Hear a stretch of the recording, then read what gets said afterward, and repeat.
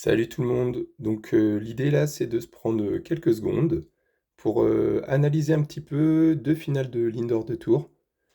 Voilà, on a souvent dans le BMX des pilotes qui pensent que du moment que tu as une bonne gate, enfin la bonne gate est indispensable pour gagner. Alors moi je suis quand même 90% d'accord, c'est-à-dire que si t'as une gate un peu pourrie, bon, tu pourras jamais gagner. Tu peux aller chercher des finales, mais tu pourras jamais gagner.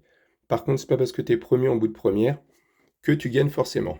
On va regarder les deux finales à l'Indoor de Tours, moi qui m'ont intéressé particulièrement, en 30 ans et plus et en U23. On se retrouve dans deux schémas identiques, on se regarde ça. Alors, là, l'idée, c'est d'analyser juste deux finales pour voir un petit peu les deux choix qui sont proposés au premier pilote quand tu leads une course et que tu arrives avant le dernier virage. Donc là, on va avoir la finale 30 et plus avec un duel entre Kevin Delporte qui sera au couloir numéro 5 en 30 ans et plus, donc à l'indoor de Tours, et Alex Montléon qui sera au couloir numéro 1. Donc Kevin va partir devant, il sera devant Alex, il va rentrer avant le dernier virage, et il aura deux choix. Il n'est pas plus vite qu'Alex, donc il a deux choix. Ou il prend tout externe, il conserve la vitesse, en espérant qu'Alex soit trop loin pour rentrer à l'inter, ce qui ne sera pas le cas.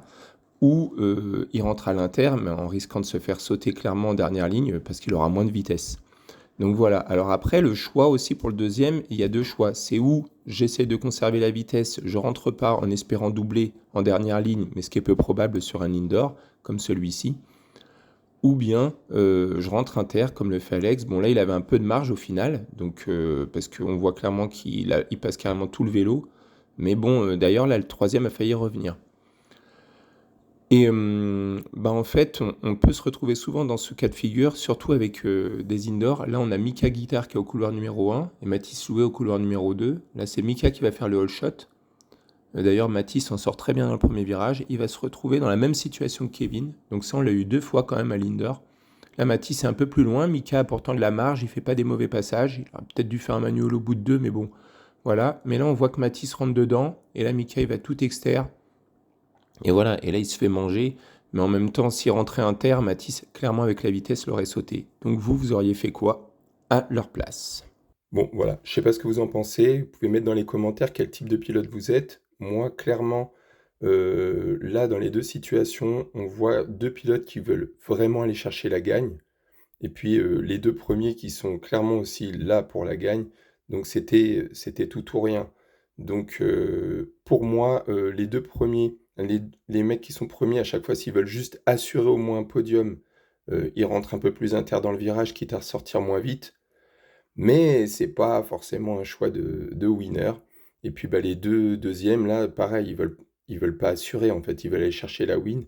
Bah, la réponse leur a donné vraiment, vraiment un avis favorable. Enfin, ils ont vraiment bien fait, mais en même temps, c'est un move un peu risqué.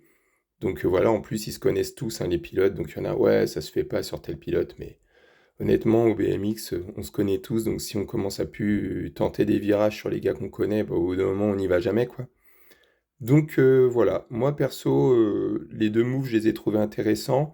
Je comprends que les premiers doivent avoir bien, bien les boules, parce que quand on sent la victoire et que dans le dernier virage, on se retrouve, dans le cas de Kevin 5 ou 6 ou Mika qui allait chercher une deuxième victoire en indoor parce qu'il avait gagné Avignon aussi. Enfin, c'est des gars qui ont déjà gagné, quoi. Bah, on a bien les boules, mais alors en termes d'émotion, aussi pour le deuxième, aller les chercher comme ça, avec du panache, ça fait toujours plaisir.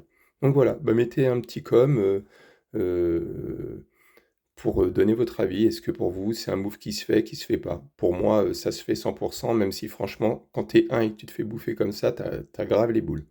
Donc voilà, bah, j'espère que cette petite analyse vous a intéressé. N'hésitez pas à liker, à vous abonner.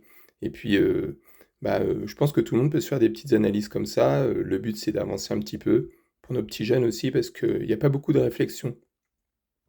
Voilà, de temps en temps, j'ai l'impression de voir des courses stéréotypées. Et là, bah, les indoors, ça change un petit peu des sentiers battus. On n'est pas sur de la grosse sec pro où tout le monde va très vite et tout le monde se suit. Une fois qu'on sort du premier virage, c'est bouclé. Donc voilà. Bon, bah à plus. Ciao.